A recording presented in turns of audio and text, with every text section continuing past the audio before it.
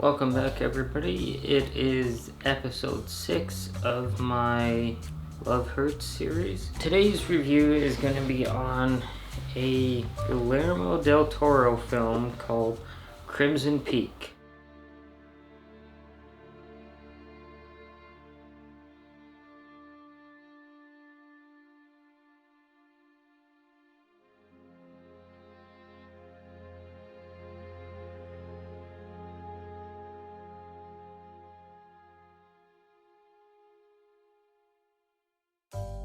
If you haven't heard of what Crimson Peak is, besides it being a ghost story directed by Guillermo Del Toro, when her heart is stolen by a seductive stranger, a young woman is swept away to a house atop a mountain of blood-red clay, a place filled with secrets that will haunt her forever.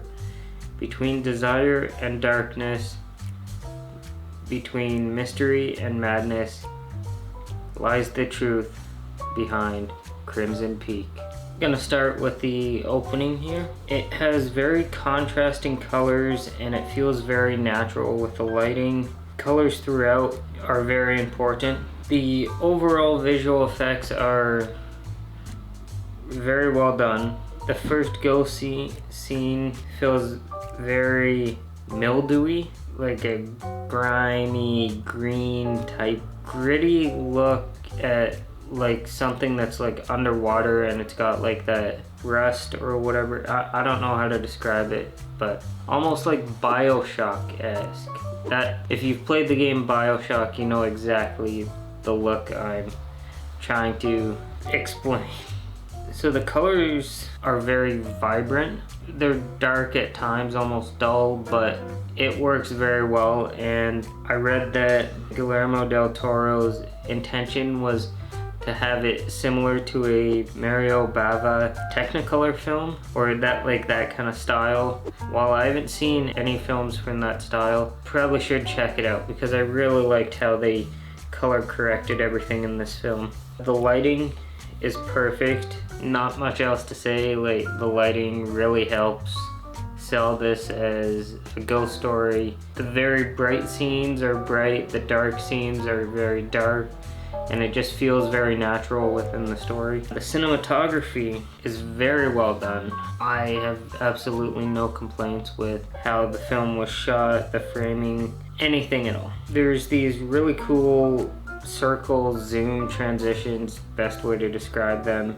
They fit very well for whatever reason. The editing is very well done. The pacing is just right. It doesn't feel like it's over edited or under edited. Guillermo del Toro's directing is very good for this film, as it always is when he does a movie. Like, he just does such a good job. He's definitely one of my favorite directors. The acting is well done and it's believable, at least for me. I know some people may disagree and stuff like that.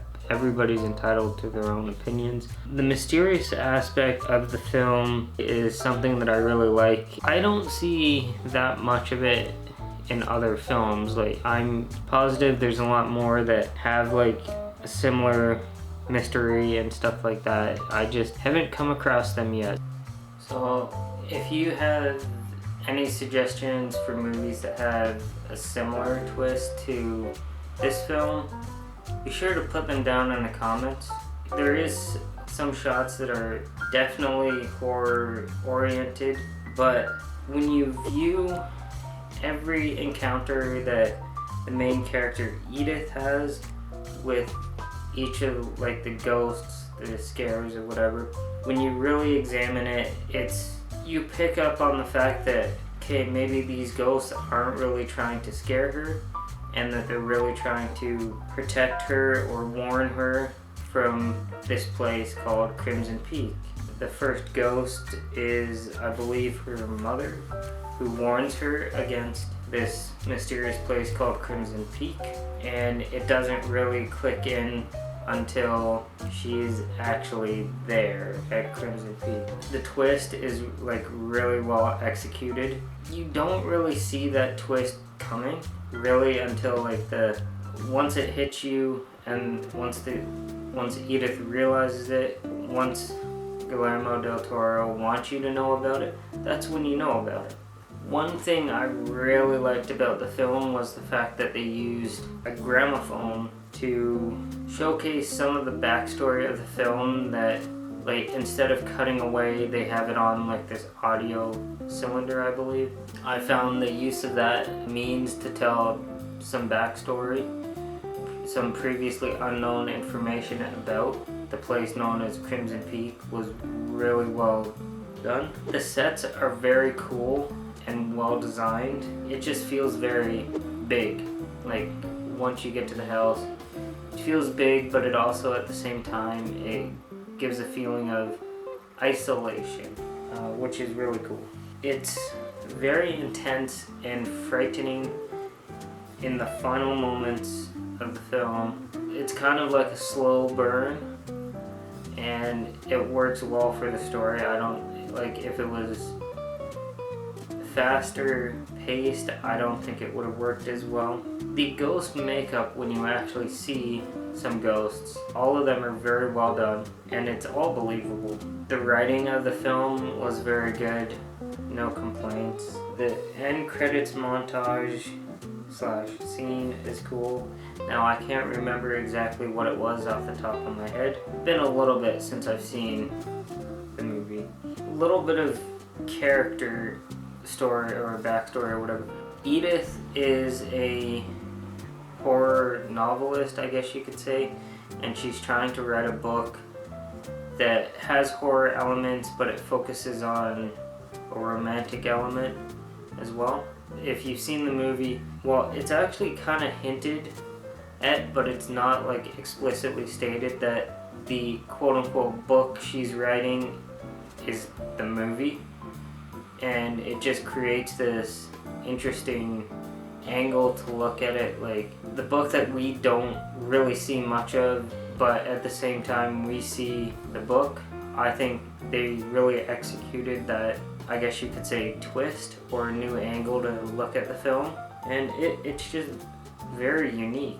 Like I can't recall any other film that was similar to that.